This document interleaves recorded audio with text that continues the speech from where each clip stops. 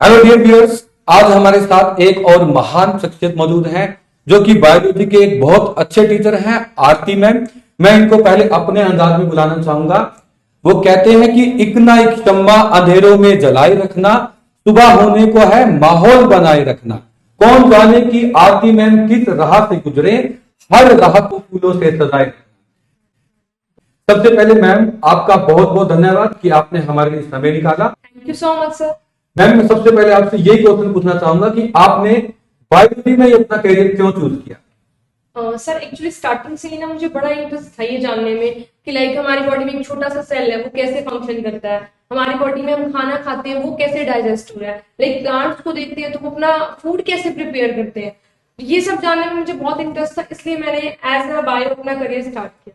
Means आपने, क्योंकि जो बायोलॉजी है वो डेली लाइफ से रिलेट करता है, तभी आप आई थिंक आपने बायोलॉजी का अपना करियर चूज किया।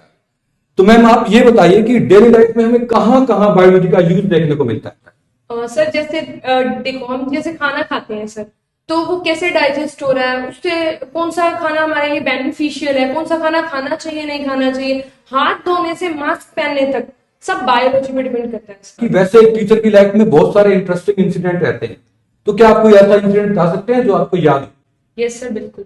सर एक बार मैंने क्लास में बच्चों को एक टॉपिक कराया जो बहुत टफ था, बच्चे उसको समझ नहीं पा रहे थे, लेकिन उसको बात कराने के बाद भी ना, टॉपिक टफ है, बच्चे उसको फिर भी समझ गए, लेकिन उसको अपने तरीके से बच्चों को दोबारा से समझाया क्लास में, और बच्चे उसको एंजॉय कर रहे हैं। लाइक उसने इतने अच्छे से समझाया टफ, कि मेरा टफ टॉपिक समझाया हुआ अभी बच्चों को समझ में आएगा, और वो अपने तरीके से उसको बच्चों को एक्सप्लेन कर रहा है। तो मुझे ये बहुत इंटरेस्टिंग लगा, और इससे मैंने ये सीखा कि टीचिंग एक ऐसा सब्जेक्ट नहीं है जिससे कि नॉलेज दी जाए, टीचिंग लर्निंग प्रोसेस भी है।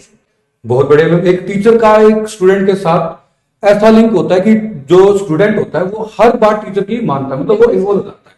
तो आप स्टूडेंट्स को क्विक रीजन के लिए कि एग्जाम पॉइंट ऑफ व्यू से वो जल्दी रिवाइज कर पाए, तो आप क्या टिप्स देना चाहिए? सर बच्चों को ना सबसे पहले तो अपने हैंड रिटन नोट्स उनको रिवाइज करना चाहिए, प्लस एनसीईआरटी को हाईलाइट करके रखना चाहिए, ताकि जब एग्जाम टाइम हो तो फटाफट वो उसको रिवाइज कर सके। सर मैम आप ये बताइए कि आप जो स्टूडेंट है वो पढ़ रहे हैं, लेकिन क्या कुछ आप बायोलॉजी के अंदर कैरियर ऑप्शन बता सकते हैं जो स्टूडेंट की को हेल्प करे?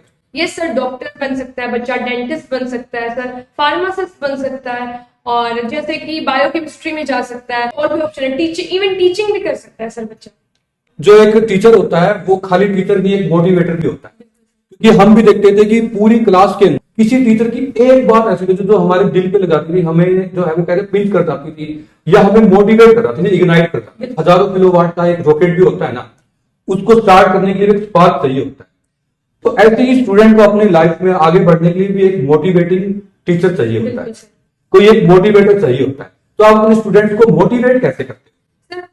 बच्चों को मोटिवेट करने से पहले ना टीचर को खुद मोटिवेट होना चाहिए। लाइक आपका सब्जेक्ट इतना बढ़िया हो कि बच्चे क्लास में जाते हैं आपको देख के ना दूर ना भागे पढ़ाई से, लाइक वो खुश हो जाएंगे, टीचर आ गए, ये वाली मैम आ गई है, ये वाले सर आ गए, लाइक हमें इनसे पढ़ना है। खुद ऐसे इंटरेस्ट बनाओ बच्चों का।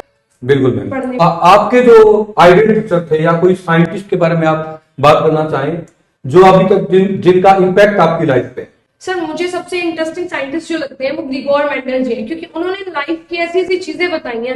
लाइक हम अपने पेरेंट्स जैसे क्यों दिखते हैं, जीन क्या होता है, डीएनए क्या होता है, ये सब हमें उनकी वजह से पता चला। अगर वो नहीं होते तो ये सब हम एक्सप्लोर ही नहीं कर पाते कभी। इसलिए मुझे सबसे बेस्ट साइंटिस्ट लगते हैं। बेशक उन्होंने वो dihybrid cross, monohybrid cross पढ़ाया, बट वो बहुत इंटरेस्टिंग है।